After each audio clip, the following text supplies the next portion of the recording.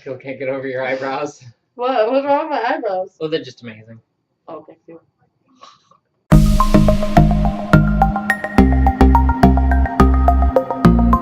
Hi, and welcome to How Do I Housewife? I was gonna do a make your own LuLaRoe leggings tutorial, but I got sick, and as you can probably tell, so I got sick, and so instead we're gonna do a movie review. I think this might be a series starting on my channel where Kim and I review, where we review kids' movies that we have to watch a lot because Iris likes them. Today we're going to do Boss Baby! And Boss Baby back in business. Back in business. Boss Baby is currently playing on our TV. And that's why I was just really going excited. So we're gonna have breakfast. Our peanut butter. Okay. so we're gonna have breakfast.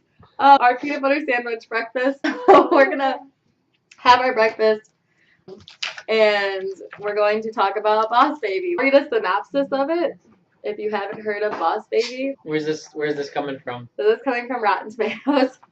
Now, I was saying earlier, I've never cared about Rotten Tomatoes. Now you see movies promoting that in their trailers. They're like, really great trailer, and then at the end they're just like, splat, certified Rotten Tomatoes. And I'm just like, does that make people want to watch it more? I feel like that doesn't make me want to watch it anymore. Maybe that's just me. The synopsis is, DreamWorks Animation and the director of Madagascar invite you to meet a most unusual baby. He wears a suit, speaks with the voice of Alec Baldwin, and stars in the animated comedy DreamWorks' The Boss Baby. What's The Boss Baby? It is, actually. Oh. What do you know? The Boss Baby is a hilariously universal story. How can a story be universal? What does that mean? Yeah, there's plenty of single kids out there, so no, this wouldn't be universal. Okay, so universal story about how new baby's arrival impacts the family, told from the point of view of a delightfully unreliable narrator. I thought it said unrelatable. I was like, what? Okay. Unreliable narrator. Wait, why is the narrator unreliable? I think it's because he's a kid and he's Maverick's eating cord. Thanks, Maverick. It's because he's a kid and he has an active imagination, and so he like. Oh, right. So the details might not be so true. Like, you know that the details might not be true. Yeah. A wildly imaginative 7-year-old named Tim, with a sly, heart-filled message about the importance of family. Hold up. Can we just talk about how a 7-year-old goes by Tim? He's like, I think he's the boss baby. Yeah. He's just ready to put himself on business cards. Hi, I'm Tim. Nice to meet you. I mean, Tim Templeton is kind of a great name. Yeah. So with a sly, heartfelt message about the importance of family, DreamWorks' Boss Baby is an authentic and broadly appealing original comedy for all ages. Wait, broadly appealing at what percentage? At 52% from Rotten Tomatoes and also from their audience score. There will be spoilers for Boss Baby, so if you're like a hardcore want to watch Boss Baby, don't watch this because we're going to talk about the whole movie and how many times we watched this dang thing. I don't have a peanut butter sandwich anymore, so I'm going to start breaking into the description. Iris really likes Boss Baby. I think we've watched it about 100 times. I think really? I've seen it at least 24. Yeah, well, I mean, I'm home all day. It came out right after Maverick was born, so I feel like it came out at the right time in Iris' life to figure out that Maverick was the boss baby in our house. Yeah. And so I appreciate it for that a lot. Because she likes to call Maverick baby brother, which they say a lot in the movie. And so it kind of got her used to the idea of having another kiddo in our life. Our criteria is going to be, let's start with wholesomeness. How wholesome the story is, how good it is for your kid to watch. But then also like the content in general. Yeah. Everything that is presented down to the sentences they say. I'd give it like a 7 out of 10. I think it does a pretty good job. Okay, see, I would have given it like a 10 out of 10 because I'm a total sap and it makes me cry a lot at the end. But I think the baby's a little raunchy. Oh, that's what I was gonna say. So I was gonna kick it back down to an 8 because of that. So the baby's a little raunchy because he's like a grown dude. in like a little baby body, kind Basically, of. yeah. I mean, he's Alec Baldwin in a baby body, so. Well, he's not literally Alec Baldwin in a baby body, though. That's not how the story goes. No, that's how the story goes. If you haven't seen it, the whole show is just Alec Baldwin in a baby body. It's kind of great, and then It should be named Alec Baldwin the baby. Ow! But no, that and like some of the like the visual gags they do, like there's like a whole like fake puking scene where it's just like I feel like it doesn't add to the story or the comedy in my opinion in any way. They're just trying to be gross, Yeah. you know. So I'd Appeal knock to it the down for 10-year-old that. boys. Yeah. Why don't you sit in your chair? I'm sorry, I elbowed your sandwich. Next rating is, it kind of goes along with wholesome, but it's kind of the opposite. The how many adult jokes are in it, and are they able to go over your child's head? Is that like a 7? See, I'd rate it a lot lower, not because the jokes wouldn't go over the kids' heads, but because there's not many of them. I'd give it like a 5 out of 10, just because like there's maybe just a few, and they would go over the head, but like I feel like I wasn't laughing out loud like OMG, I can't believe they slipped that by my kid. That's so hilarious. You know? Like, I think some of the jokes would go over like my 2-year-old's head, but I don't think they would go over like a non-sheltered 8 to 10-year-old's head. Yeah. Like, there's one part where he has the binky. Yeah. And he's like, I want you to suck it. And he's like, I'm not sucking that. He's like, suck it. And No, he's like, you suck it. And he's like, I don't know where that thing's been. And so, like, that's something that, like, would go over my 2-year-old's head, but I don't know. I mean, I was a very sheltered child, so I don't know if that would go over, that would probably go over my head at 10. It'd probably go over my head at 10, but not at 11. So, yeah. Middle school. So there was, like, some good, like, they made a Lennon and McCartney joke. That was really funny. Yeah, that was funny. So, yeah, I think 7 out of 10. I think it's pretty appropriate for kiddos. So, yeah, the third criteria, which is my favorite criteria, is, are you watching Boss Baby? Nope, yep, nope. So the third criteria is repeat watchability for all you parents out there who have to repeat watch things. I know a lot of people right now, it's Paw Patrol. When I was in college, a lot of people were annoyed with watching Frozen over and over again. So I watched this movie probably like once or twice a day for a good 2 weeks. So I think I can tell you that the repeat watchability for me would be like He's too little. an 8, because it's still like kind of interesting and it's not a bad movie. But it does get annoying and I do have to kind of like.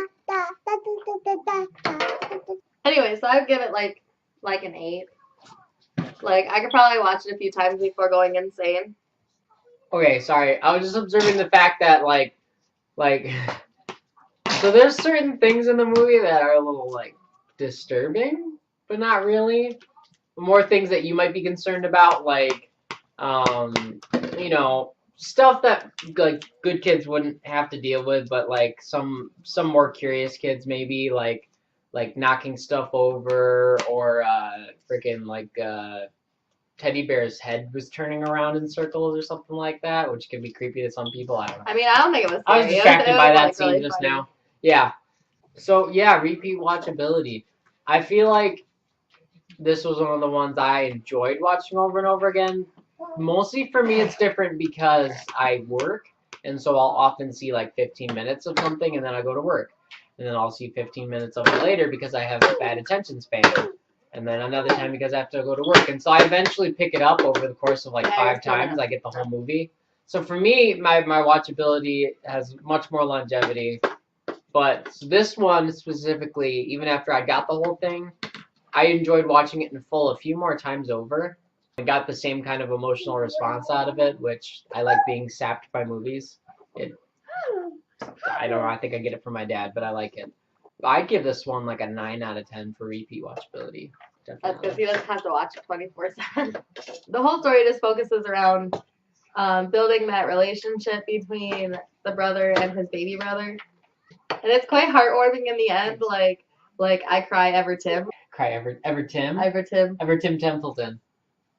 Well, overall, both of us ended up with the same number when we averaged our numbers based on our criteria, and it got a 7 7.3333333. So 7 1/3 star rating from us. And that's partly due to the fact that it's a kids movie and people like it might have like a 53% or 52% on Rotten Tomatoes, but like that's because they're basing it on being an adults movie, but it's definitely a kids movie and definitely something that kids can watch over and over again and not get tired of. I agree. Honestly, like just as a whole event, I really would rate the movie at least a 7 out of 10. Probably an 8 just because of how much I like the way it wraps things up and all that by the end, and it just gives you lots of good feels. There's the tension in it isn't artificial. It makes perfect sense within the plot.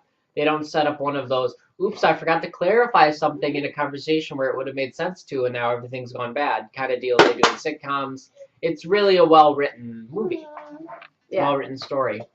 And so it's not boring to watch. Probably the first few times as an adult, you'd still enjoy watching it. Anyways, so now that we've given you our rating on that, let's talk about the Netflix original series, Boss Baby Back in Business. Does it hold up? Absolutely not. After 4 episodes, it does. I don't believe it holds up. Like, the animation is, like, slightly off, and it makes it, like, really creepy.